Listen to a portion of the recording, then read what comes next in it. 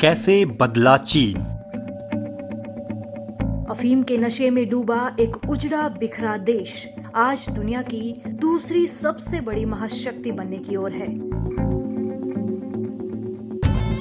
चीन के इस काया पलट की अगुवाई करने वाली चीन की कम्युनिस्ट पार्टी ने जुलाई की पहली तारीख को अपने गठन के 100 साल पूरे कर लिए हैं।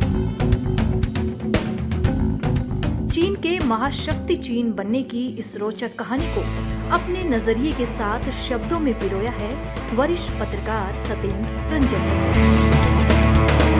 रेडियो खिड़की की खास पेशकश कैसे बदला चीन में एपिसोड्स में इस कहानी के पन्ने खोले जा रहे हैं। पेश है चौथा एपिसोड, चीनी समाजवाद का मतलब। देंग शिओपिंग चीन के उन नेताओं में थे जिनकी पढ़ाई विदेश में हुई थी। देंग ने फ्रांस में 4 साल की पढ़ाई पूरी करने के बाद सोवियत संघ में रहकर वहां समाजवाद के निर्माण के हो रहे अभिनव प्रयासों का प्रत्यक्ष अनुभव प्राप्त किया था। उसके बाद जब वे चीन लौटे तो जियांगशी सोवियत से जुड़ गए। जियांगशी सोवियत एक स्वायत्त साम्यवादी क्षेत्र था जिसकी स्थापना वहां माओ दे दुंग के नेतृत्व में सीपीसी ने की थी। तब से वे हमेशा सीपीसी में सैनिक और राजनीतिक संगठनकर्ता की भूमिका में रहे। वे सीपीसी के सर्वोच्च नेतृत्व का हिस्सा बने और उनकी ये हैसियत बीच में सांस्कृतिक क्रांति के दिनों को छोड़कर 1997 में उनकी मृत्यु तक बनी रही। साल 1949 में पीपल्स रिपब्लिक की स्थापना के बाद वे लगातार बड़ी जिम्मेदारियां संभालते रहे। 1955 में वे सीपीसी की सर्वोच्च कमेटी पोलित ब्यूरो के सदस्य बने, लेकिन चीन की विकास की दिशा क्या हो इसको लेकर चेयरमैन माओ के साथ तब उनके मतभेद भी उभरने लगे थे। वे राष्ट्रपति ली शाओची की तरह ये जानते थे कि समता को व्यवहारिक रूप देने के लिए सख्त तरीके अपनाने के बजाय चीन की व्यवस्था में निजी उद्यम के लिए भी जगह होनी चाहिए। क्रांति के बाद माओ ने हजारों फूलों को खिलने दो, हजारों विचारों को पनपने दो का आदर्श वाक्य चीनी समाज को दिया था। इसके तहत पार्टी के भीतर और बाहर भी असहमति रखने की छूट भी दी गई थी।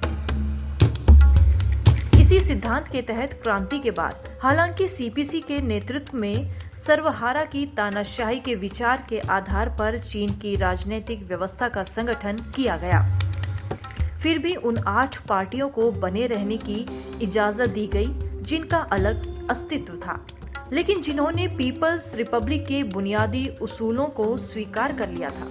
ये पार्टियां आज भी मौजूद हैं। उनकी नुमाइंदगी चीन की संसद नेशनल पीपल्स कांग्रेस में भी है। चीन की कम्युनिस्ट पार्टी के अंदर अलग अलग लाइन की मौजूदगी 1960 के दशक के मध्य तक बनी रही। 1966 में जब सांस्कृतिक क्रांति की शुरुआत करते हुए माओ ने मुख्यालयों पर बमबारी का नारा दिया, तब उनसे असहमत नेताओं का पार्टी नेतृत्व में बने रहना मुश्किल हो गया।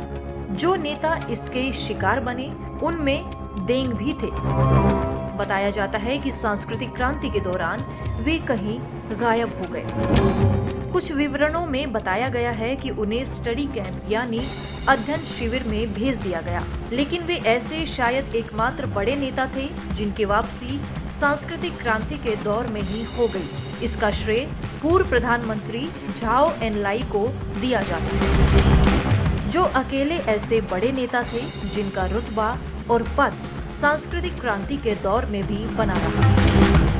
1973 में देंग को उप प्रधानमंत्री बनाया गया। 1975 में उन्हें पार्टी की सेंट्रल कमेटी का उपाध्यक्ष और पोलित ब्यूरो का सदस्य बनाया गया। इस तरह उनकी ताकतवर हैसियत बहाल हो गई। 1976 में माओ की मृत्यु के बाद जब सांस्कृतिक क्रांति के संचालक चोगुट यानी गैंग ऑफ 4 को गिरफ्तार कर लिया गया, तो उसके बाद सीपीसी की पूरी कहानी बदल गई। माओ के मनोनीत उत्तराधिकारी हुआ गो फेंग की ताकत कमजोर पड़ती गई। 1980 से लेकर 1981 आते आते हुआ ने एक तरह से समर्पण कर दिया। अब देंग समर्थक हु याओबांग पार्टी महासचिव और झाओ जियांग प्रधानमंत्री बने।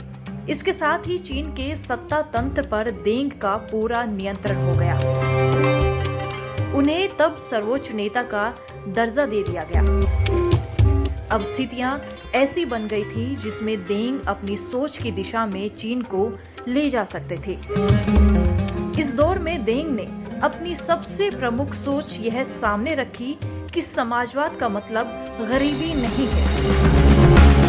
ये तथ्य है कि माओ के पूरे दौर में चीन में बराबरी के आदर्श को काफी हद तक व्यवहार में हासिल किया गया था, लेकिन कुल मिलाकर चीन एक गरीब देश बना रहा। चीन में उपभोग की चीजों की उपलब्धता और लोगों की उपभोग करने की क्षमता न्यून बनी रही। यह भी सच है कि ऐसी ही तस्वीरों को सामने रखकर पश्चिमी देशों के पूंजीवादी अर्थशास्त्री समाजवाद का मखौल उसे गरीबी का बंटवारा कहकर उड़ाते थे। देंग की सोच थी कि समाजवाद को उच्च स्तरीय उपभोग का अवसर देने वाली व्यवस्था का रूप लेना चाहिए। समाजवादी देश को आर्थिक और तकनीकी रूप से न सिर्फ उन्नत बल्कि सबसे उन्नत होना चाहिए, यानी इन मामलों में उसे पूंजीवादी व्यवस्थाओं से भी बेहतर स्थिति में रहना चाहिए। तभी ये व्यवस्था लोगों का स्वैच्छिक समर्थन कायम रख पाएगी।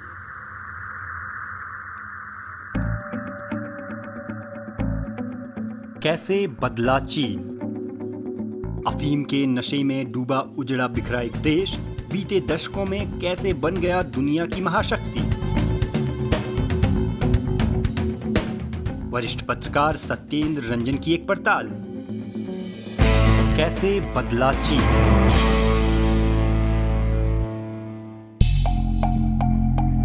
तो देंग के नेतृत्व वाली सीपीसी ने खुलेपन और निजी उद्यम भावना को प्रोत्साहन देने के रास्ते पर चलना शुरू कर दिया। इसकी शुरुआत क्यूमन सिस्टम को खत्म करने से हुई। क्यूमन सिस्टम एक सामूहिक उत्पादन और उपभोग व्यवस्था थी। अब नई व्यवस्था में किसानों को व्यक्तिगत रूप से जमीन का आवंटन किया गया।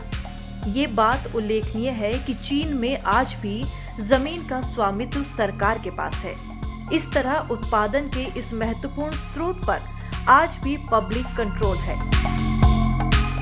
किसान अपनी जमीन को पूर्व अनुमति लेकर किसी दूसरे को ट्रांसफर कर सकते हैं, लेकिन बेच नहीं सकते। इसके साथ ही 1980 के दशक में चीन आर्थिक और राजनीतिक खुलेपन के एक बिल्कुल नए अनुभव से गुजरा। देश के लोगों को विदेश आने जाने की इजाजत आसानी से मिलने लगी।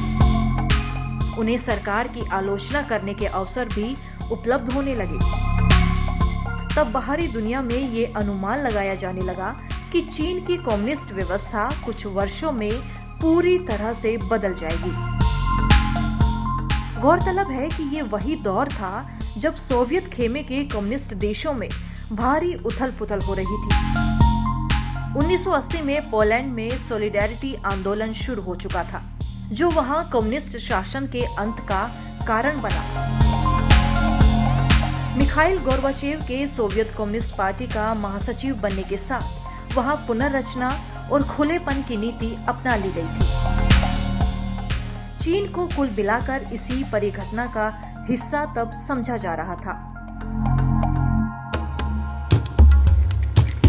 1989 आते आते बर्लिन की दीवार गिरने की स्थिति बन चुकी थी। असल में ये दीवार उस साल 9 नवंबर को गिरी, जिसके परिणाम स्वरूप जर्मन डेमोक्रेटिक रिपब्लिक यानी पूर्वी जर्मनी का पश्चिमी जर्मनी में विलय हो गया। जिस तरह से सोवियत संघ में गोर्बाचेव खुलेपन की नीति के जनक बने, चीन में कुछ वैसी ही भूमिका हू याओबांग निभा रहे थे। वे राजनीतिक खुलेपन की वकालत कर रहे थे। इस नीति के तहत जन प्रदर्शनों की इजाजत दी जा रही थी। इसी दौर में राजधानी बीजिंग में स्थित मशहूर तियानमेन चौराहे पर सैकड़ों प्रदर्शनकारी आकर जम गए। ये लोग सीधे राजनीतिक व्यवस्था बदलने की मांग कर रहे थे। बताया जाता है कि इसमें एक तरफ पश्चिमी ढंग के लोकतांत्रिक व्यवस्था के समर्थक छात्र और नौजवान थे, तो दूसरी तरफ माओवादी राजनीतिक कार्यकर्ता थे, जो देंग के दौर में अपनाई नीतियों से खफा थे। साथ ही इस दौर में कृषि और सार्वजनिक क्षेत्र के उद्यमों में हो रहे परिवर्तनों से रोजगार एवं सामाजिक सुरक्षा संबंधी आई असुरक्षा से परेशान लोग भी प्रदर्शन में शामिल हो गए। प्रदर्शन की शुरुआत 15 अप्रैल 1979 से हुई। सरकार की तमाम अपीलों को ठुकराते हुए प्रदर्शनकारी वहां जमे रहे। कुछ दूसरे शहरों में भी उनके समर्थन में प्रदर्शन होने की खबरें आने लगी। चीन की कम्युनिस्ट पार्टी गहरे संकट में फंसती हुई नजर आ रही थी। वह तय नहीं कर पा रही थी कि अपने खुलेपन की नीति के तहत वह इन प्रदर्शनों को जारी रहने दे या सख्ती से इसे कुचल दे। पार्टी के भीतर दोनों राय के समर्थक गुट थे। आखिरकार सख्ती का समर्थक गुट भारी पड़ा जब देंग ने प्रदर्शनकारियों पर कार्रवाई की इजाजत दे दी। 4 जून 1979 को आखिरकार चीन की सेना पीपुल्स लिबरेशन आर्मी ने तियानमेन चौराहे को खाली करा दिया। इस क्रम में कितने लोग मारे गए, यह एक विवादास्पद मुद्दा है। बहरहाल इस कार्रवाई से ठीक पहले हू याओबांग को महासचिव पद से हटा दिया गया। प्रधानमंत्री झाओ जियांग ने पार्टी के महासचिव की जिम्मेदारी भी संभाल ली। इसके साथ ही चीन ने सीपीसी के दौर में राजनीतिक खुलेपन के हुए प्रयोग पर विराम लग गया। उसके बाद एक बार फिर से राजनीतिक व्यवस्था में डेमोक्रेटिक सेंट्रलिज्म यानी जनवादी केंद्रीयता का लेनिनवादी सिद्धांत अपना लिया गया, जिस पर ये पार्टी अपनी स्थापना के बाद से चलती रही थी।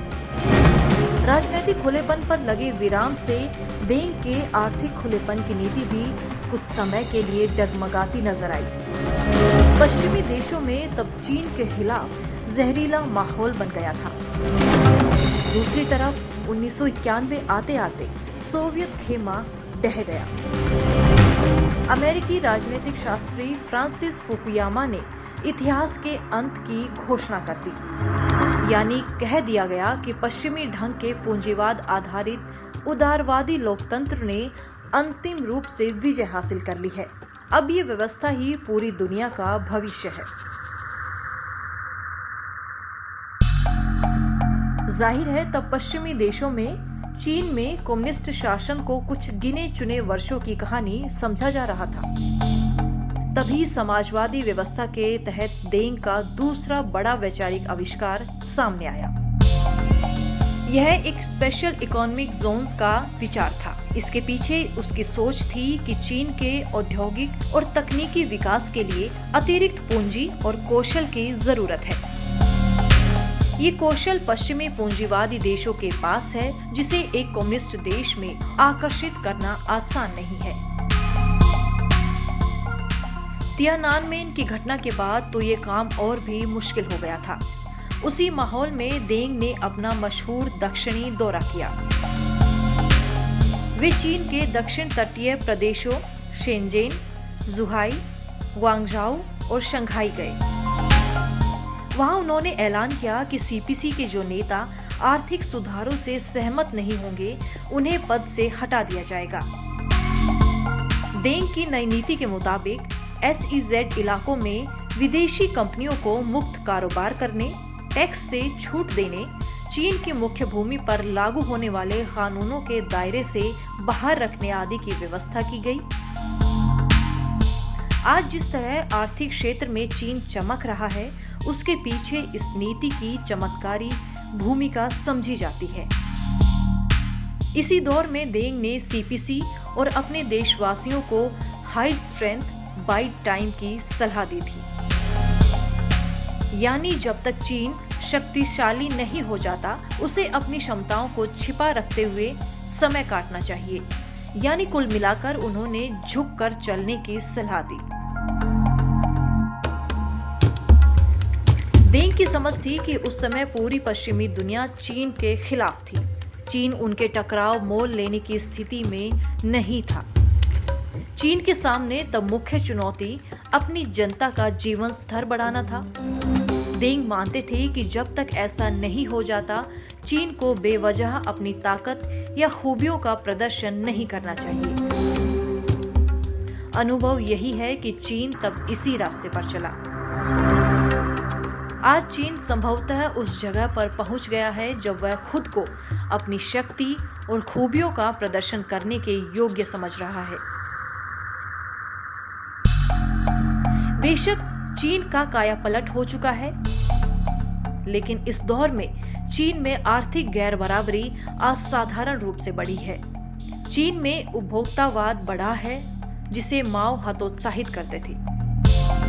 चीन में वैसी कई सामाजिक और सांस्कृतिक बुराइयां भी वापस आ गई हैं, जिनसे क्रांति के बाद के आरंभिक दशकों में मुक्ति पाई गई थी। इसी कारण से बहस खड़ी हुई है कि चीन आज समाजवादी है या पूंजीवादी। वह पीपल्स रिपब्लिक है या उसकी व्यवस्था राजकीय पूंजीवाद से आगे बढ़ते हुए अथॉरिटेरियन कैपिटलिज्म का रूप ले चुकी है। क्या चीन साम्राज्यवादी हो गया है?